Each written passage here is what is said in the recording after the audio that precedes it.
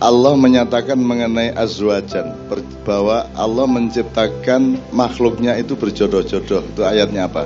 Subhanalladzi khalaqal azwaja kullaha mimma tumbitul ardu wa min anfusihim wa mimma la ya'lamun. Oke, jodoh itu hanya laki-laki dan perempuan atau ada perjodohan-perjodohan yang lain? Tidak harus.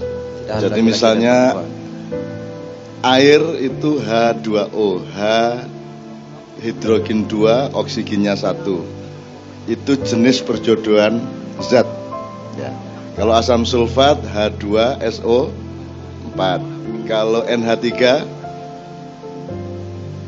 natrium 1 hidrogen 3. Ambune gak enak. Nah, Pak Esa malam hari ini diperjodohkan oleh Allah di dalam kemesraan aransemen cinta dan musikal yang luar biasa, direstui Allah langsung. Anda pikir gampang? Kalau tidak dijodohkan Allah emang gampang. Semua orang yang nyanyi itu yang bunyi dulu musiknya untuk menentukan kunci nadanya, ya toh? Baru yang nyanyi ikut atau disepakati dulu.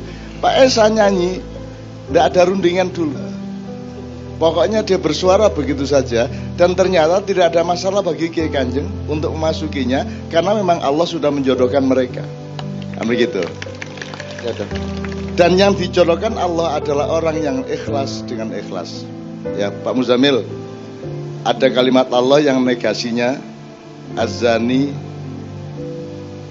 az-zaniyatu la yankihuha illa zanin. Oke. Kalau orang-orang yang penyelingkuh, dia tidak akan kawin dengan siapapun kecuali juga dengan penyelingkuh.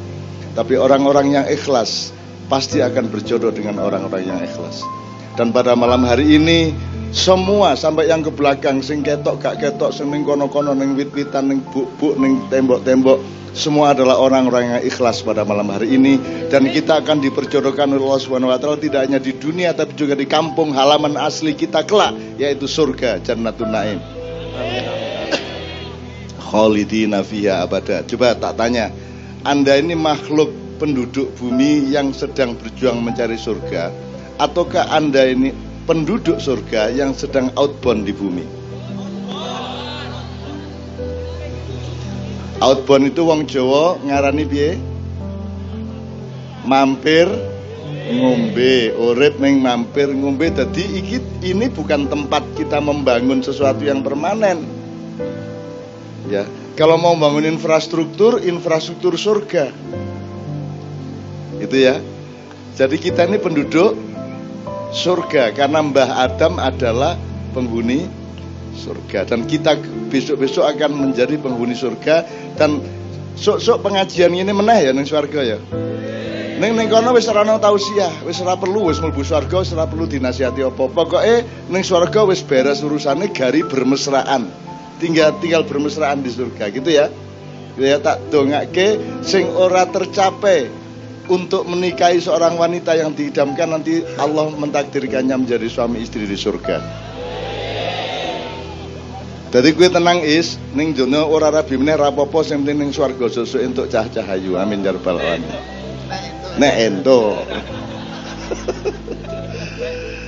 Oke, secara serius saya habis ini saya mohon kepada ketua MWCNO, karena saya punya saran begini. Ini kan ada tantangan-tantangan kepada Nahdien dan Nahdlatul Ulama yang hubungannya sama perbedaan faham terhadap Islam. Ya.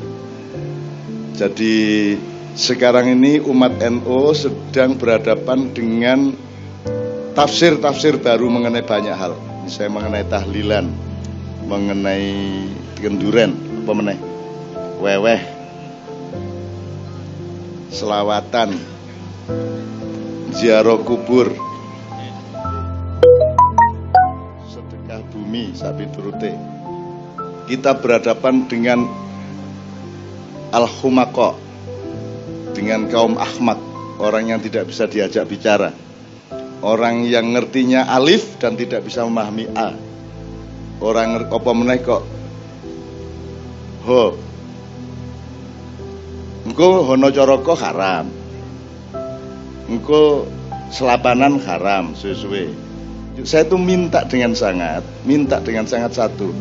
Nahdlatul Ulama dari pusat, entah bagaimana pengorganisasian dan pengelolaannya, itu menyusun dan menerbitkan buku fikih, katakanlah mungkin namanya fikih Nahdliyah, yang pasti berisi fikih-fikih yang dasar, yang default mengenai hal-hal yang setiap hari menjadi panduan bagi orang Islam, tapi ada tekanan atau aksentuasi terhadap tantangan-tantangan yang sekarang sedang terjadi. Jadi ada fatwa yang jelas mengenai ziarah kubur, ada fatwa yang jelas mengenai kenduri, ada fatwa yang jelas mengenai selawatan, musik dan lain sebagainya. Panduan resmi dari Nahdlatul Ulama kalau ada, itu akan sangat bagus, sehingga kita tidak setiap kali buka meneh aku kudu jelaske meneh ibadah mahdhah begini, muamalah begitu dan seterusnya. Kalau ada buku panduannya tinggal dicetak kembali, dibagi, dan itu sebenarnya tidak ada masalah dengan semua faham-faham baru itu kalau Nahdliyin sendiri punya pemahaman yang cetha mengenai Islam. Sebenarnya pertahanannya cuma itu, tidak usah marah kepada orangnya. Kalau orangnya punya pendapat kayak apapun, biar saja, asal Anda sendiri yakin dengan yang Anda pahami mengenai Islam. Tuh. Termasuk Kiai Kanjeng sejak tahun 90-an awal ya wis diharam-haram kayak gitu. Kita pernah pentas di Ancol ya diprotes karena haram. Karena menurut mereka musik itu haram. Jadi nganti saiki urung paham Kiai Kanjeng musik haram ki piye. Sing dimaksud musik ki apane? Apane? Unine, lagune. Nek lagune qiraah iki ya nganggo musik, ngimami ya nganggo musik, mosok ngimami. Mosok azan bunga-bunga Allahu Akbar. Ayo salah. Enggak bisa, itu pun musik loh. Namanya rap itu. Allahu Akbar, Allahu Akbar. Ayo salah, ayo falah. Itu ya musik. Dadi sing piye sing ora entuk iki nadane, nek nada ora entuk ngomong berarti banyak haramnya, mergo ngomong mesti nganggo nada. Piye le kabare kan ada nadanya. Kalau orang Madura ndak rembek sampean. Ndak rembek cong, yang itu kan itu nada. Sing diharamke sing endi? Nek irama, bagaimana hidup tanpa irama? Bunyi, bagaimana hidup tanpa bunyi? Kan begitu. Jadi yang diharamkan adalah alatnya. Alatnya. Lalu terus untuk apa? Allah menciptakan benda, menciptakan kayu, menciptakan logam. Kalau tidak untuk kita nikmati, sepanjang tidak melanggar syariat Allah, maka kita harus paham. Sing jenenge melanggar sing kepriye. Moga kita ulang satu lagi ya. Kita ulang satu tok aja. Islam itu terdiri dari 3,5% dari ayat Al-Quran yang namanya ibadah mahdhah. Yang 96,5% itu ayat-ayat yang menyangkut ibadah muamalah. Gitu aja gampangannya ya. Istilahnya boleh beda. Tapi pokoknya mahdhah adalah yang oleh Allah diperintahkan langsung atau dilarang langsung. Kalau muamalah adalah inisiatif manusia untuk mendekat kepada Allah.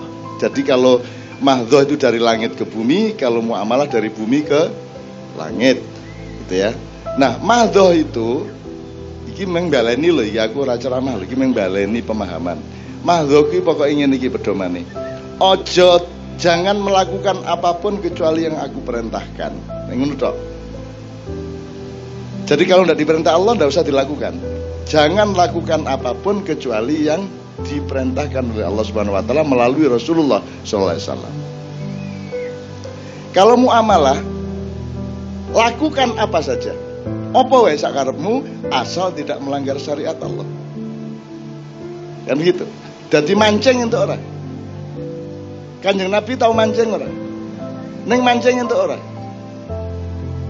Ya kecuali mancing ning kolame tanggamu, kuwi sing salah udah mancinge ning panggonane kan gitu. Jadi lakukan apa saja asal tidak melanggar syariat Allah. Kan begitu. Sudah bebas apa saja. Nanti Pak Muzamil tolong menjelaskan konteks kalimat wa ma khalaqtul jinna wal insa illa liya'budun. Kalimatnya bukan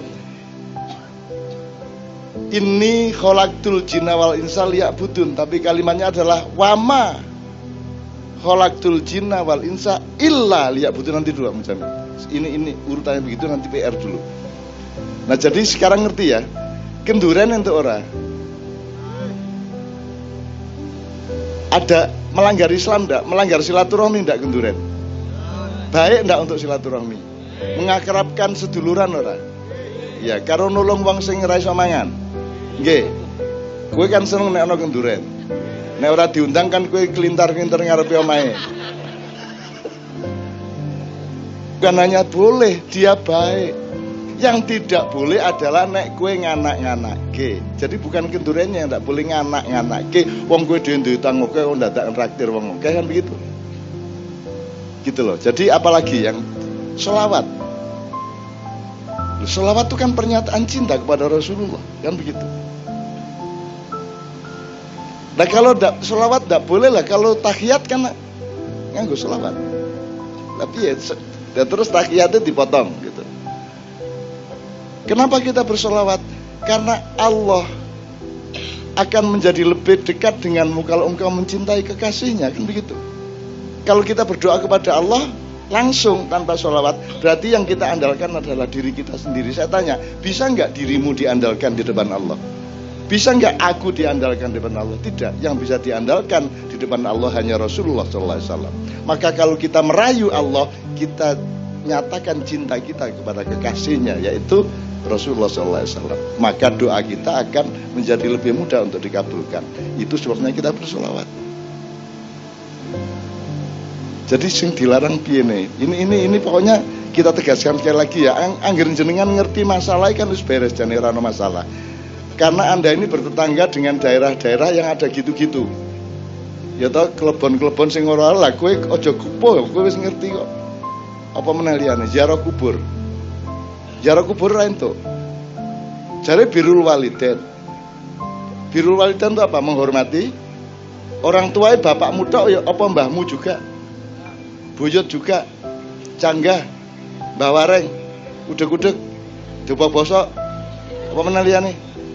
Gantung siwur. Sampai 18, itu semua walidain apa tidak? Semua adalah orang tua. Aku saiki takon, nek bapakmu wis ning kuburan, kowe sing duwe wong tua ora? Kuwi tetep wong tuamu dudu sing ning kuburan. Lah kowe kudu apik to karo wong tuamu. Kok parani? Kok ora entuk? Kok parani? Dudu kuburane, tapi hakikat bahwa kamu punya orang tua yang sekarang sedang mengalami transformasi jasad dia, di mana tulang belulangnya ada di dalam tanah, tapi hakikinya bapak, kakek, mbahmu itu tetap ada di dalam kehidupan.